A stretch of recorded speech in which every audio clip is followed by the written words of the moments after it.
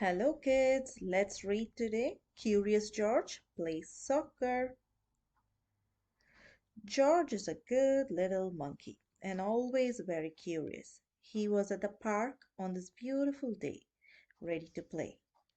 But where were all of George's friends? Not at the fountain or the playground. Oh, everyone was at the field. George watched for a moment.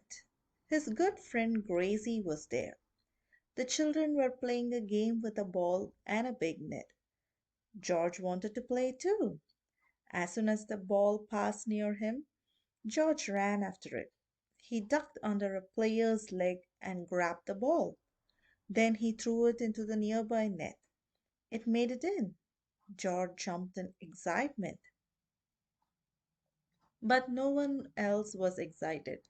George, Gracie said, shaking her head. Soccer has rules.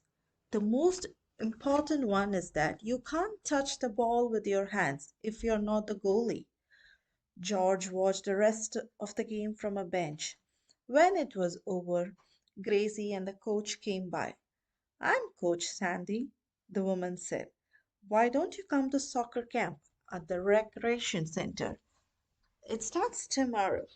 We'll teach you everything you need to know to play soccer. Hooray! It was lucky that George had to wait only one day. Then he could get as good as Gracie, who had scored 2 points for her team. The man with the yellow hat dropped George off at the center the next morning with his own soccer ball and a water bottle. George waved to Gracie, who was lining up with some of the older players. George was ready to play, and this time he knew to kick the ball instead of throw. But before they played a game, George's group practiced their skills. Coach Sandy called them drills. They dribbled around cones on the ground. George learned that dribbling is moving the ball with your feet. That was fun, but soon George became more interested in stacking the cones. After snack, George and his teammates practiced kicking the ball back and forth with a partner. George thought he would try to balance the ball on his nose like a seal. Finally, Coach Sandy announced, Time for a game. We have 10 players in our group, so each team gets 5. One goalkeeper will defend the net. The other 4 players will pass the ball to each other and try to kick it into the net before the goalkeeper can stop it. Coach Sandy handed out red pennies to George's team. He put one on. George wanted to be goalie so he could touch the ball with his hands. But Mia played goalie this time. George was a striker. George tried to make shots into the goal, but he wasn't very good at it. He kept kicking the ball too hard and too far. Every time this happened, the other team got to throw the ball back in. It's okay, just try again, said the coach. Phew, what a day! Every part of George was tired. He waved goodbye to his friend Gracie. He hoped he would get better at soccer soon. On Tuesday, it was George's turn to be a defender. His job was to keep the other team from getting the ball too close to the net. Remember, George? Coach Sandy said. Keep your eye on the ball.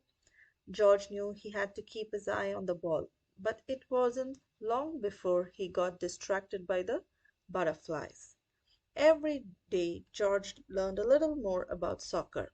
He tried very hard to be a team player, but sometimes little monkeys forget, like the time he forgot he was supposed to deliver the pennies to the next field and try them all on instead.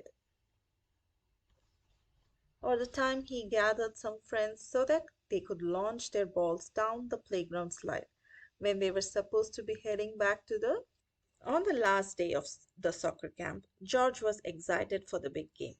Everyone was invited to play, and friends and family came to watch. George waved happily to the man with the yellow hat. George was on the blue team. He cheered for his friends and waited patiently for his turn to play. Unfortunately, George's teammates were having a hard time defending their goal. The yellow team scored 3 times. The blue team's goalie, Isaac, was ready for a break. The coach asked for a volunteer to replace him. George jumped as high as he could. The coach chose him. George took up his position in front of the net. This time, George didn't get distracted and he didn't get bored. Instead, he played like only a monkey can, and he stopped goal after goal after goal. The final score was close. The yellow team won 3 to 2, but George was the blue team's hero of the day. He had stopped 4 goals. So, what do you think of soccer now? Gracie asked George. The next day at the park, George smiled and dribbled circles around her.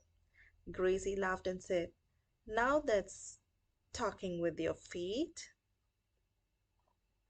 Good night.